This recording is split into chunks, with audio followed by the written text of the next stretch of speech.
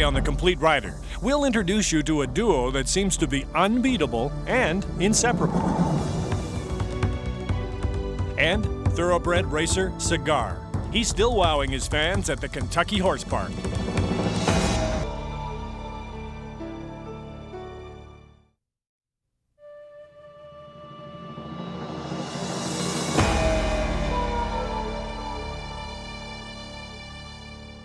Hi everybody, welcome to The Complete Rider. I'm David Polson with Jan Coldwell. The Arabian horse is considered the fountainhead of the world's breeds. It has very unique features from its physical characteristics to its disposition. Steve Diamond owns, breeds, trains, and shows Egyptian Arabians. He bred Almas Al Nisser, now 15, and these two make a great team. Steve's passion for the breed has something to do with the ancient mystique of Arabian horses. It is said that Allah created the Arabian horse with a handful of the south wind. There's so much mystique and elegance surrounding the Egyptian Arabian horse, with its long neck and chiseled features, its fluid movement and strong presence. No wonder it evokes such strong emotions. The Arabian horse has more antiquity than perhaps any recognized breed known today. They have been traced back 3,000 years BC to the time of Baz, who was Noah's great-great-grandson. The Bedou tribes of the Arabian desert were closely associated with the Arabian horse, and without other breeding influences, they maintained their purity and created a horse of exceptional beauty, refinement, distinct appearance, and gentle disposition, while at the same time maintaining its extreme power.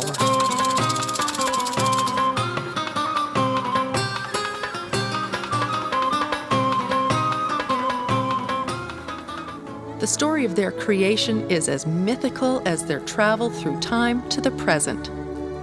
Ancient hieroglyphics show the pharaohs riding into battle on chariots pulled by these desert horses.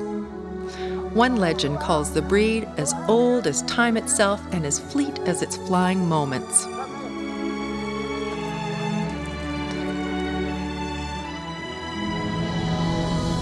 The Arabian horses of Egypt have inspired many people to become involved with Arabians. One such person is Steve Diamond.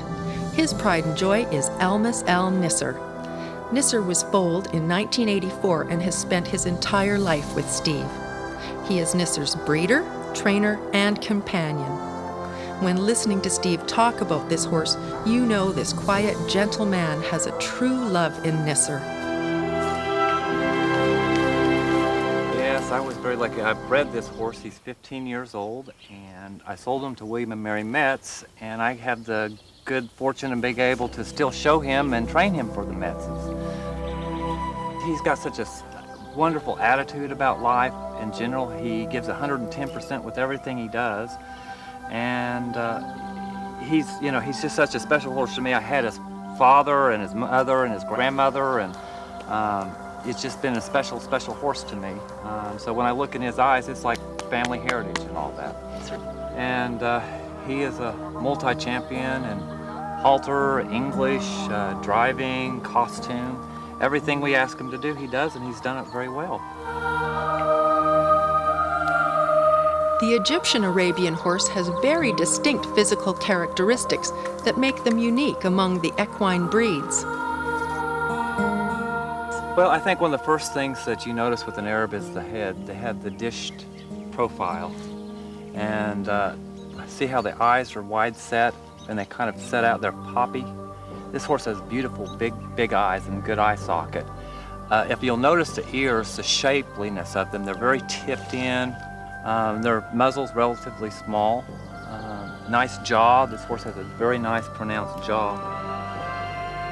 Then we were talking about the mitba, which is this area right here on the horse's neck that gives it that arch. And it allows them to set their head and gives them like a little extra hinge, which is characteristic of the Arab, is their arched neck. Another thing with the Arab is that their backs are relatively short, and they're supposed to have one less vertebrae than other horses. and then they carry their tails high, and they're just, you know, really remarkable animals. When we come back, we'll see how our favorite Egyptian Arabian performs under pressure. Here at the Pyramid Society's annual event in Kentucky, Steve and Nisser shine. The event is called Native Costume, and it seems to be a bit of a favorite.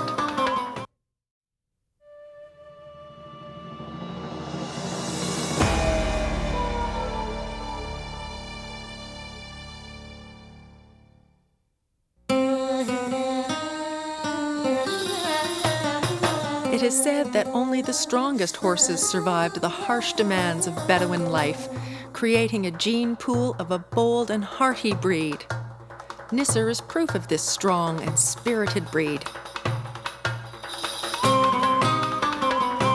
When we were talking earlier, you had mentioned that everyone has a 5-year-old in them. Yeah, you know, it's like every one of us has a little 5-year-old spirit inside of us, and whenever I see this,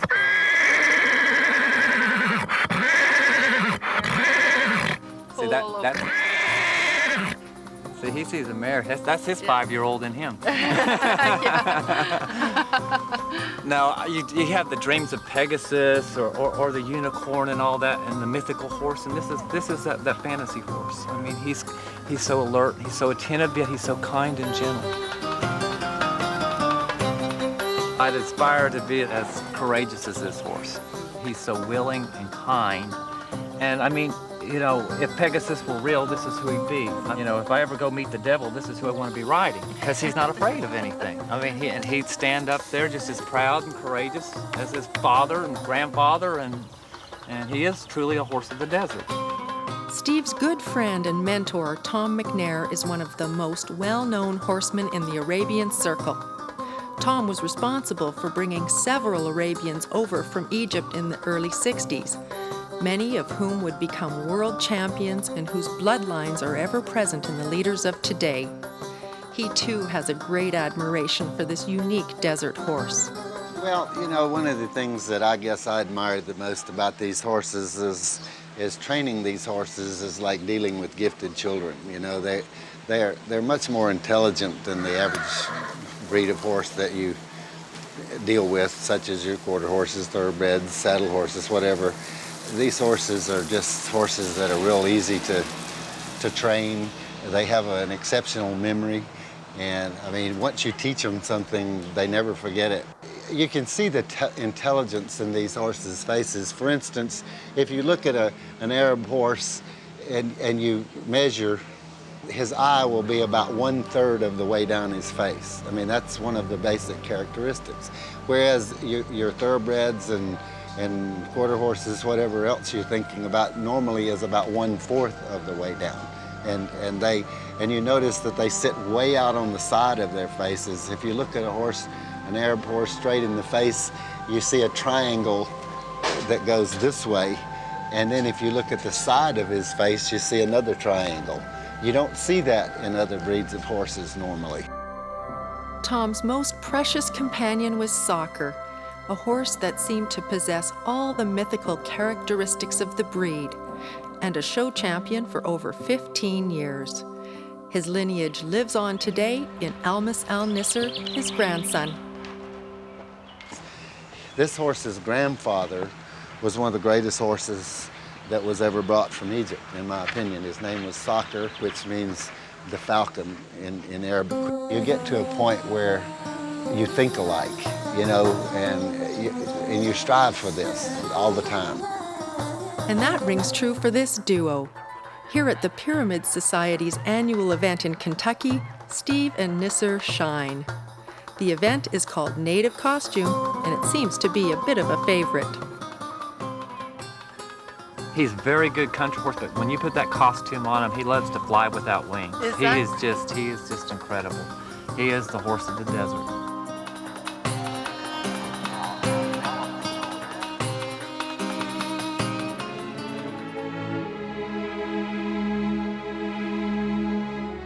Well, it seems apparent that for those who are devoted to this ancient breed, nothing compares.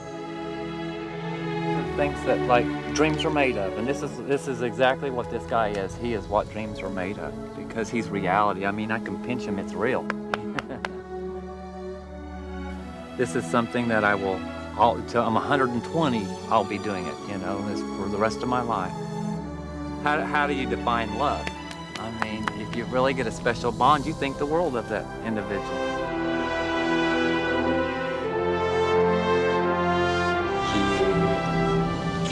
He's sweetie. He's just a lover.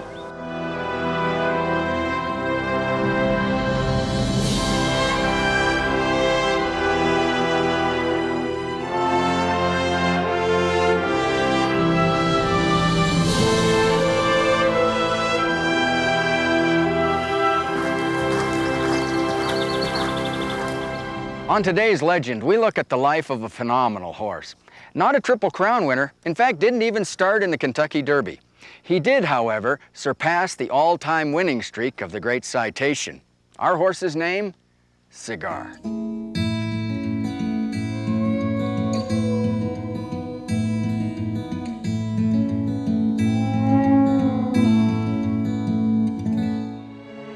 In the horse racing business, most of the elite are remembered for winning the Triple Crown, a huge achievement. 8 lengths is Assault.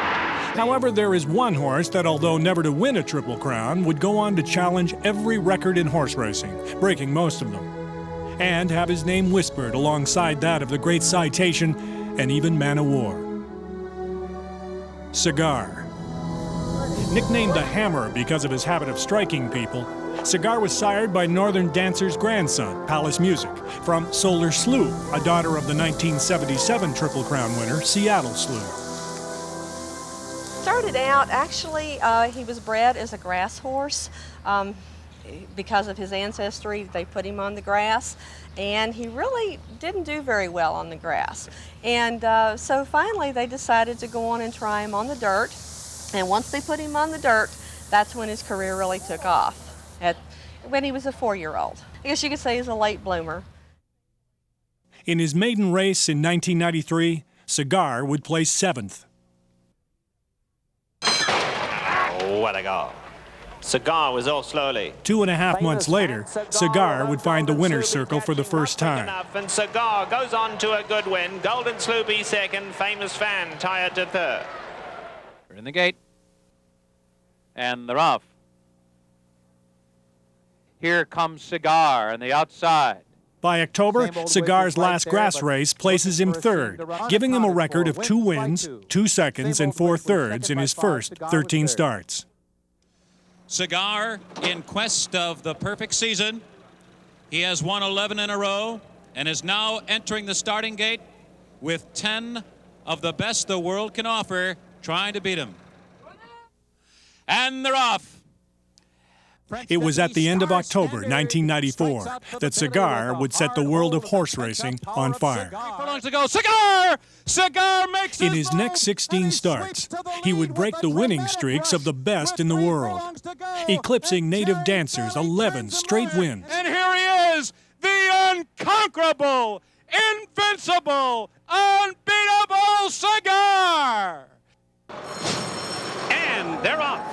Then, Man o' War's 14 straight victories. It's Cigar in front, and down the stretch he comes, on his way to his 15th straight victory. And let this racehorse burn in your memory. We won't see another like him in our lifetime. And Cigar takes his place in the outside gate. They're set. Racing, and to the roar of the crowd. And finally, he would be the only horse to tie the Great Citation's 46-year-old record of 16 consecutive wins. Cigar comes to the 8th pole, taking over by a half length. Dramatic Gold is running a mighty race on the inside, but Cigar seems to have his measure. He's starting to stretch away now. Cigar is an unstoppable dynamo. The crowd rises to a champion. 16 in succession as Cigar assumes the crown of immortality. Cigar would also set records in total career earnings, missing the $10 million mark by only $185. He won 19 out of 33 starts and was voted Champion Older Male and Horse of the Year both in 1995 and 96. After all his amazing achievements, Cigar would be found to be sterile and unable to pass his greatness on. Because he was infertile, the insurance company, Generali Insurance Company of Italy, they wound up paying off a $25 million insurance claim because he was sterile. And so now he is owned actually by the insurance company. And they wanted him to go to a place where all of his fans would be able to come and see him. And the crowds still come to see Cigar, a true international superstar and another living legend.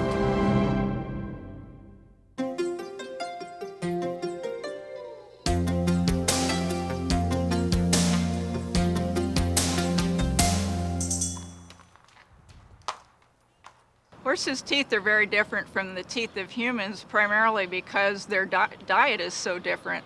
Good girl. Horses grind their food with a side-to-side motion, and as you can see, that creates some very, very sharp points. Equine dentistry has changed a lot in the last few years. Nowadays, we routinely sedate the horses. We put in a full mouth speculum to open their mouths, and we do a full exam of all the teeth, and we have power tools that can actually grind off the tooth a lot faster than the old hand tools. She's real good. The most common problems we see in the mouth of the horse are the sharp points that form on the outside edges of the upper teeth and the inside edges of the lower teeth, plus some orthodontic abnormalities. Some of them involve long hooks on the front. These are all things that interfere seriously with their ability to chew their food into small enough particles, plus make them very uncomfortable. She'll be a lot more comfortable now.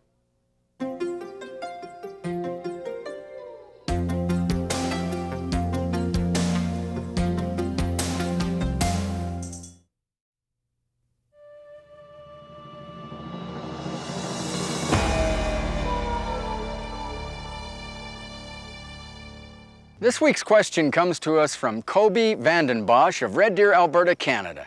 And you'll see Kobe in this piece with Gail, but she wants to know why her instructor always asks her to keep her thumbs up on her reins. Let's find out. Proper hand position should be thumbs on top and knuckles pointed in a straight line to the horse's bit. Very important to keep your fingers closed on the reins.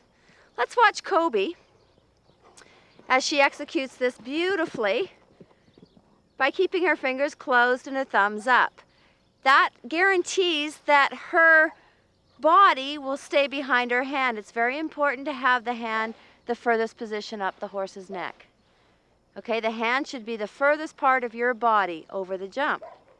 If you ride with a flat hand, with the fingers not pointed in a straight line to the bit, you can get your upper body over your hand, and therefore speeding up the horse's jump.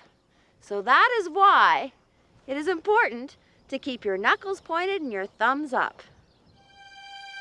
On next week's program, we venture back in time to examine the evolution of the horse. His average size was perhaps 14 inches or 35 centimeters. Let's see, what's that, about 2 hands high? And the clubfoot wonder of the track, Assault. By the time Assault went to Louisville to try for the 1946 Derby, he had only won 4 races. It's post time. Come on! Out of the gate, it was Spy Song, with Knockdown following and Assault trailing in the opening mile. Mile and a quarter test worth $100,000, richest in Derby history. Dark Jungle third, Rippy fourth, Assault is fifth. Into the first turn, it's Spy Song, Knockdown, and now Assault moves up to third. And now, entering the home stretch, Assault is moving up, coming fast on At the top of the stretch, Warren Mertens urged Assault on. Finding an opening on the rail, Assault kept pushing, eventually gaining an 8-length lead on the rest of the field. With Warren Mertens up, making the run for the roses. And the winner by 8 lengths is Assault. Sounds like another tremendous show. So join us next week on The Complete Rider. And thanks for watching.